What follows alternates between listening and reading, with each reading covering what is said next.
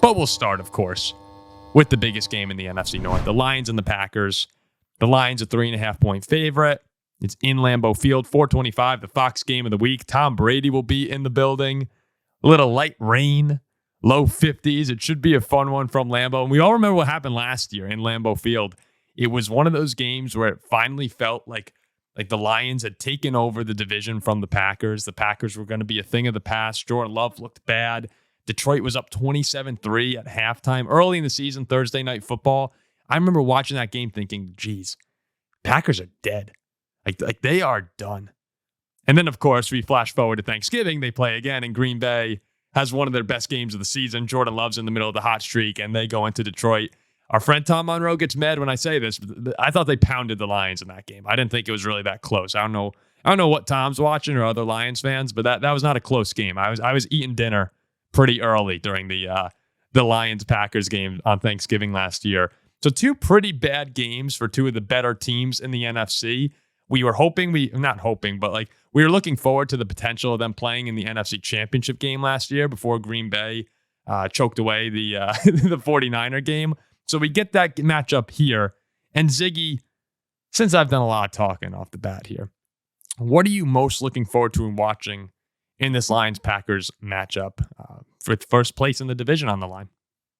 I'm most looking forward to watching the weather because this is the Lions' first game outdoors all season. Crazy, right? I couldn't believe just saw that as well. Yeah, no, okay, for real, what I'm looking forward to. What I'm looking forward to is what Josh Jacobs is going to be able to do this game. He is my number one player to watch. He's coming off a great game against the Jaguars. And if Jordan Love's not 100%, whether he plays or whether Malik Willis is playing, either way, there's going to be a lot for Jacobs to shoulder. And in order to beat this Lions team, you need to be able to match their run game. Montgomery and Gibbs, best running back duo in the NFL. Those guys, Sonic and Knuckles, can absolutely take it out of you. I'll give them the nickname. They want the nickname. I'll give them the nickname. They've earned the right to a nickname. The Lions have two guys. The Packers have one guy. His name is Josh Jacobs, and he might be better than either of them. When he's playing his best, he looks like the best running back in the league. A lot's going to be on him for this game. All right, chill out a little bit. Did you see him against the Jaguars? Yeah, I like Josh Jacobs. Best running back in the league is a bit of a stretch. I'd probably take Jameer when Gibbs. He's on. I'm not saying he is because he's not always on. But when he's on, he's as good as anyone. Yeah, so you could get away with that, yes. Josh Jacobs is an excellent running back, and you're right. If Jordan Love doesn't play, or if he's just less than 100%, there's going to be a heavy load on Josh Jacobs for multiple reasons. One is, Malik Willis, for as good as he's been in his filling in situations, I don't know how much Matt LaFleur really trusts his arm. I think he's okay with these shorter passes as opposed to the downfield attacks you see with Jordan Love. And secondly, you want to take the air out of the football against Detroit. You want to run the ball. You want that ground and pound game to try and slow down a Lions offense that's setting records right now. I mean, 24 touchdowns and 19 incompletions for Jared Goff and the Lions offense over the past 4 weeks. They've been unstoppable. So how can you slow them down? Well, don't give them the football. And that's going to rely on Josh Jacobs having some big games. And the Packers' run game has been awesome without Jordan Love this year. Just going over it against the Jaguars, you said 127 yards on the ground, 170 as a team versus the Colts. It was 127 for Josh Jacobs. Against the Colts, Jacobs ran for 151. Team went for 261. Against the Titans, they went for 188 as a team. They've been very successful on the ground without Jordan Love. That could be a little different against Detroit. Detroit's defense, we've sort of poked fun at them throughout the year, just pretending that they have a chink in the armor. But the Lions' defense has been very, very good this season.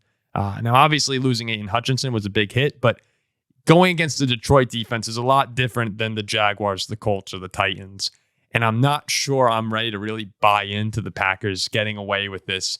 We're just going to run down your throat against the Lions team that's one of the best in football. Yeah, I mean, there's no doubt that it's going to be tough. And whether it's Malik Willis playing or Jordan Love, they'll certainly need a lot. But on the other side of the ball, I mean, the player I'm watching, I think, for the Packers has to be Evan Williams. You saw last week, I don't think a lot of people outside of sort of the NFC North media sphere realize that this guy's playing like one of the best safeties in the NFL. And I don't think it's a coincidence that when he missed last game, things fell apart for the Packers defensively. Him and Xavier McKinney might be the two most important players on the Packers defense at this point, given how they've looked when they've played together versus what happens when you take one of them out. And as you say, the Lions have the best run game in the league. They've got Amon-Ra St. Brown, who can absolutely carve you up. Last week he didn't really do anything. He had 2 catches and a score, which was nice. He didn't have to, though. That's because the Lions didn't need him. Yeah. Packers absolutely need Evan Williams to get healthy, and they need this defense to step up, because if they can't slow down the Lions, give Josh Jacobs 300 yards. It does not matter.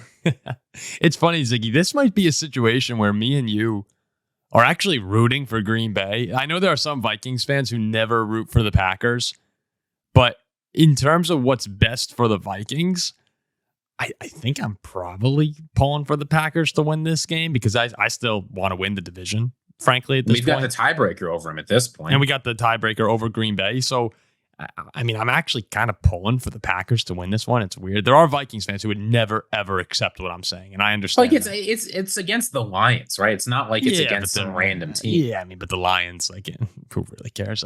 It's the Packers are the ones that we all can unite against and say, all right, they're the common enemy in the NFC North. But hey, when I want to win a Super Bowl, and that might sound a little far fetched right now, but yeah, I want to win the division. And I will say it's just finding ways to beat Detroit right now are really difficult. And I think with Jordan Love, the Packers are one of the few teams that actually could do that because they can keep up with them. But with Malik Willis, I'm not sure I see a way for them, unless the defense just plays out of their minds. I don't think they'll be able to keep up. And I'm trying to figure out ways in my head that could work, but it might just rely on Malik Willis having the game of his life. And really, you might have to turn to Malik Willis's arm, and he's going to have to win it. And hey, if he does that, that's amazing for Malik. That's the kind of thing that can get you, a lot more money next season as well. We've talked about that a few times, but I have a lot of difficulty finding ways for Green Bay to win this game that don't involve their defense just playing out possessed. Yeah, it's going to take all hands on deck. You're going to have to be able to shut down the run game. After shutting down the run game, you've got maybe an even harder task of breaking through this offensive line to get through to Jared Goff. Thinking. And even if you can break through and start putting pressure on Jared Goff, he's probably just going to throw a quick pass to Amon-Ra St. Brown, and you need a cornerback to be able to stop that. So if there's any weakness on your defense, we've seen this from the Lions, they won't exploit it a little bit. They'll put up 40-plus points on you if they can detect any weakness. Indeed, in 3 of their last 4 games, they've put up 40-plus, 42 against the Seahawks, 47 against the Cowboys, 52 against the Titans. You can't make this up, right? If there's any weakness, they'll blow you up. Special teams, the Packers fans can't be happy seeing how the Titans special teams absolutely blew it against the Lions, because Packers fans know their special teams is often not up to the task. So you need to be able to win there too. You need to be able to win on offense against a great Lions defense. This Lions team just is the most complete in the NFL at this point, and it's so hard to deal with. Yeah, and I'm trying to figure out if we're overhyping it a little bit, because the more you're hearing about Detroit right now, and for good reason, I think they have the most points scored over a 4-game stretch since the Ravens in 2019. But they're starting to sound, people are starting to make them sound, including us to a degree in this segment, like they're unbeatable. And I don't think they're unbeatable. They're just very, very good. It just takes, when you're that complete, it takes a team effort. And it's specifically the Packers defense, yeah, you're going to have to be great on the back end. But that front 7 too, specifically your D-line, you got to get through the best offensive line in football. And if they can do that, if you win up front against Detroit, you could slow down the run a little bit, get after Goff. When he's outside, he's a less effective quarterback over the course of his career. I need to do more deep diving before I can officially confirm that. But all the numbers suggest when Jared Goff is outside, he's worse than when he's in a dome, and he's been in a dome for 7 weeks this season. So rain maybe could help you out a little bit there. You're going to need some of those just factors. Give it to the run game. Yeah, okay. Yeah, right. No, I know. No, that's what it feels like.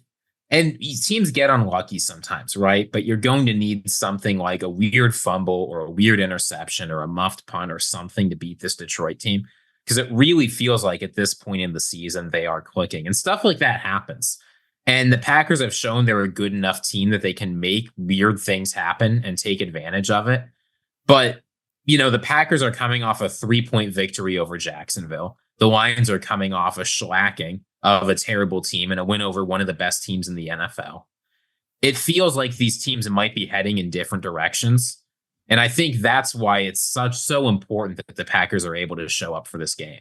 See, it's hard for me to get on board with that, though, because it all comes down to getting Love healthy. And if Love misses this game, which it looks like Jordan Love will miss this game, you can't put too much stock into it. Like, Green Bay will probably lose if Love doesn't play. But if Love's healthy, I mean, the Packers offense is as good as anyone's in the league. It comes down to getting that Jordan Love who is awesome without the critical mistakes, the critical interceptions, which we've seen a lot of this season.